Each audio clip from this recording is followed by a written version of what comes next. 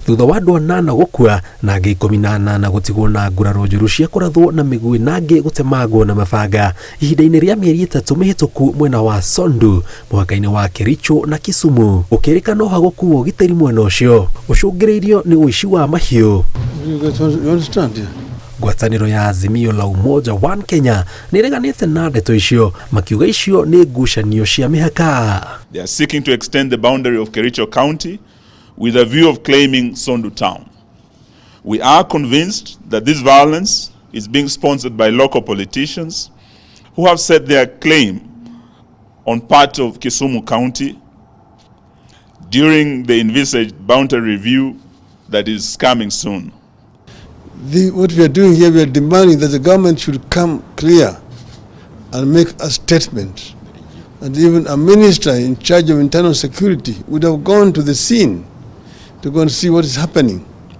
The fact that they are all silent and business as usual tells you that there's something that they know that other Kenyans don't know.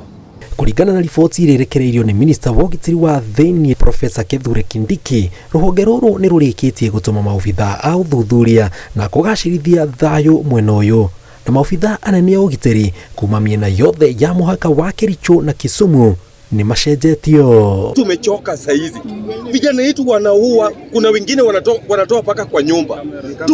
Tumechoka, tunaomba Anyang' Nyong'o governor yetu atusaidie sisi, kwa sababu wanaume, mimi ni mtu wa bodaboda, siwezi enda kazi, hakuna hata kitu naweza pata kwa siku hata 200, na niko na watoto, nitaenda wapi?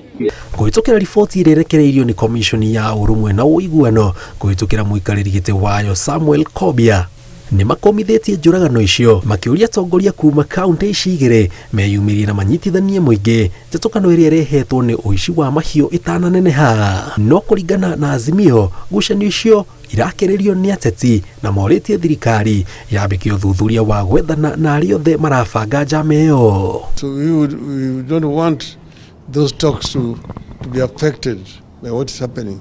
But what we are doing is we are calling the government to action. The government is asleep, but Kenya is burning. We urge the residents to put down their arms and to embrace each other as brothers and sisters who have lived alongside each other for years. Kũringana na mũrũgamĩrĩri wa gĩthomo mwena wa Nyakach, thukuru matũũra-inĩ ma Nyakach na Soin na Sigoet nĩ irĩkĩtie kũhingwo kumana na hahũ ĩrĩa ĩkirĩte matũũra macio. Mr. President, if you are coming to Kisumu, the first agenda on your table must be how to resolve the issue of Sondu boundary. We know where the boundary is. We are not going to keep quiet. Ngĩribotera Inooro TV, njĩtagwo Jenga Wambui.